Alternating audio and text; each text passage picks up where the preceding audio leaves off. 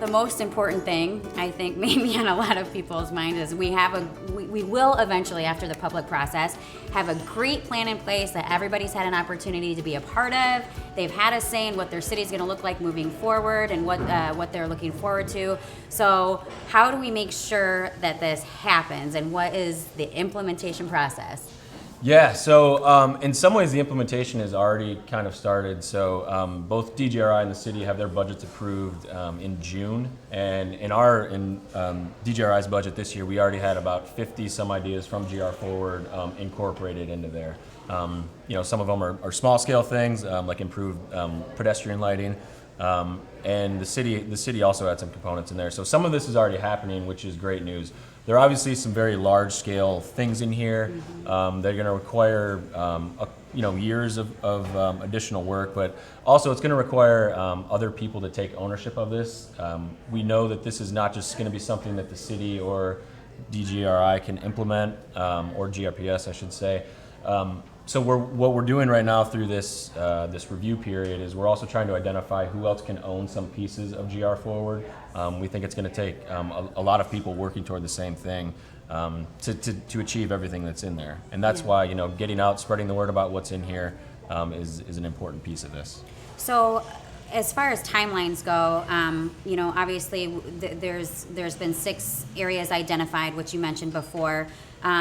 Is there like short-term, mid-term, and long-term goals, and maybe a process for understanding like how we actually complete those? I know it takes everybody, but yeah. So we, as I mentioned, we've identified some of the low-hanging fruit stuff that we're already kind of hitting the ground on, and then breaking it out into couple-year gaps and understanding, what's the sequence of events that need to occur. If we want to restore the river, if we want to get large-scale developments and open space on the river, what are the steps that we need to be doing right now to make that happen? So, that was a big part of this process, was going through that exercise of how do we actually build this. We don't want a plan that sits on the shelf. We want it to be action-oriented. We want it to, in all honesty, to be an investment strategy, so that the public sector, of course, DGRI, the city, GRPS, we have our own budgets and things that we can work toward, but we wanted to be very intentional about letting the private sector, letting the philanthropic community know about where priorities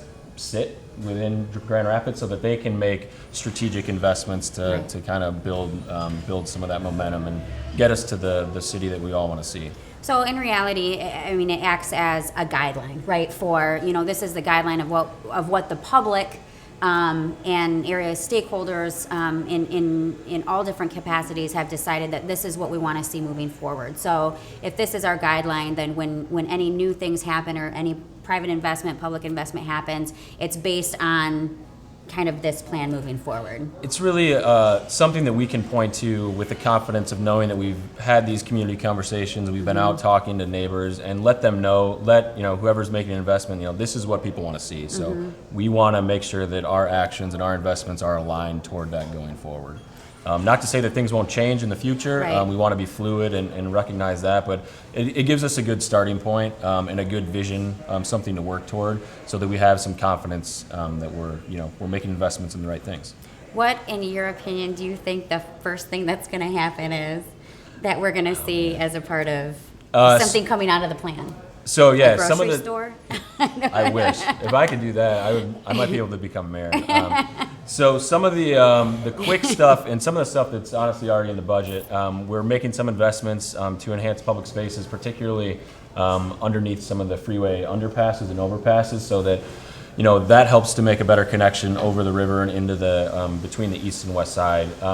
The bike stuff I mentioned early on is something that people are very focused on. We want to identify some quick, easy treatments, installations that maybe are just pilots to start out with, but give people a sense of what a protected bike lane feels like, so that they can start using those amenities better.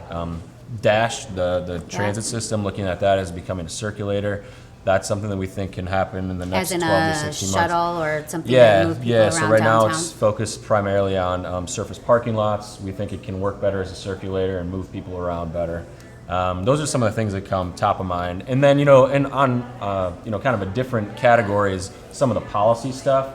So we're already starting to work with the Planning Commission, the Planning Department on what are some of the tweaks we need to make to existing zoning, height and densities to achieve greater development and density in downtown. So that conversation has already started.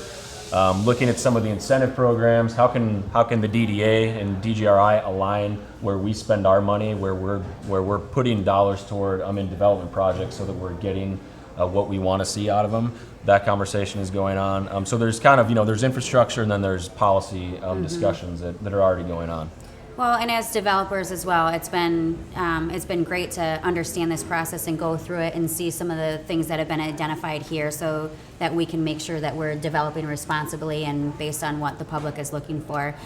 The one other question I wanted to ask is, you mentioned the river a couple times, and I know it's a huge part of the plan, right. And one of the top things that came out of public engagement, and connecting people to the river and activating the river. How does that relate to what's already been started and ongoing with Grand Rapids Whitewater? Yeah, so the great thing about this plan is Grand Rapids Whitewater has been involved with us from the beginning, and we saw this really as a way to coordinate efforts. So they're doing a great job leading the river piece, looking at what are some of the amenities that are going to be introduced to the water itself. And so the great thing about GR Ford is that it helps to coordinate the land with what's going to happen in the river, so that we're maximizing access, that we're making sure to think about where are we going to need a boat launch, or where do we want an overlook on the banks of the river so that people can see all the cool stuff that's going on. And so there's really been a strong and healthy coordination going on from the outset. And so, the river is, we see it as a great transformative opportunity for our city and community. The work that Whitewater has done and that the city, frankly, has done, and thinking about the future of the river has been great. And so we just want to really maximize the opportunities, not only to get into the water, but to get near it. If you don't want to go kayaking, maybe you can, take a walk, ride your bike, or one of those things. So.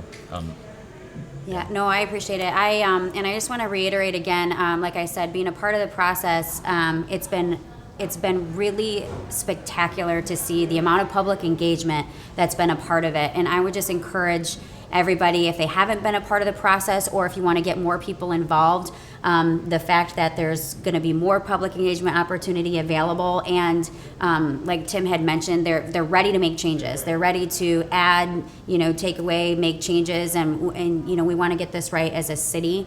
I think it helps developers understand what everybody's looking for. It helps us as neighbors have a voice, if we live down here or around here, to know what we want to see and be a part of in downtown Grand Rapids. And the fact that we now have a plan that we're all kind of following, this cohesive plan that's going to be great for our city, is really great to be a part of. So I would just encourage everybody to not only be a part of it, but to share it with others and encourage others to be a part of it as well. So does anybody else have any questions based on the draft or anything that Tim talked about today, or how to get involved, or how to lead the efforts now, so Tim doesn't have to do anything anymore? It's been Tim's life for like 2 days or 2 years. Yeah. 2 days. And then, some of the stuff might take 10 years, so who knows? Right. An allocation for, have you recommended anything to the city on, here's some areas we have a line item or anything like that? We are, at this point, we're developing estimates for a lot of this stuff, and that's part of the discussion right now, is not only how much is it going to cost, but who's going to pay for it. So we want to, through this review period, through these conversations, identify who's going to help fund a lot of these things. Some of it is pretty clear. Some of it is a little, may take multiple partners. So that's part of the effort that's going on right now. And in the draft plan, I don't know if anyone's had a chance to look at it, but each goal has an implementation matrix in the back. In the draft, it's really identifying what the actions are.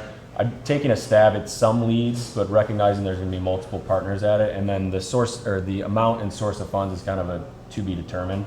So we're going through that piece right now. What about other models? Have you looked at around the country, and also you have, you look at Milwaukee and say that's faces the building to the river kind of thing? Yeah. So kind of a top five? So we're really fortunate to have experts on our consultant team. So our river lead from Stoss Landscape Urbanism actually worked on some of the things in Milwaukee. they've done projects around the world and looking at ways to revitalize the river, looking at ways, how do we get people on, how do we make it as kind of a transportation corridor, but then add some of the amenities like you mentioned, like outdoor seating, dining. Milwaukee's a great one. I was fortunate enough to just be there a few weeks ago, and their Riverwalk is tremendous. Some of the other places, we look at river access and opportunities like Toronto has. So they've done some great jobs on great work on their waterfront. I'm sure you could all name a few more that I'm missing. I think Portland has done some great work with trails on their waterfront. So we have a lot of great things to point to, and it's nice to work with people that have done some of those projects. Are you also collaborating with the parks, Kent County Parks Matter? Yeah, so we, on the steering committee, so each component of the plan has their own steering committee. Kent County has some representation on the River Corridor Steering Committee, so they're helping to provide feedback and input, not only on what we're proposing, but on some of the initiatives that are already underway. We want to make sure that we're not reinventing anything that's already going on, and that we're also not in conflict with important priorities like that. Any other questions for Tim? He will, I'm sure, stick around, so you're Yeah. welcome to stay and mingle and chit chat, and I appreciate you coming out. Yeah, thanks so much for And the opportunity. please help spread the word about GR Forward and getting people involved and keep the process going until we have the best plan possible. So Right. thank you. Thank you. Yeah.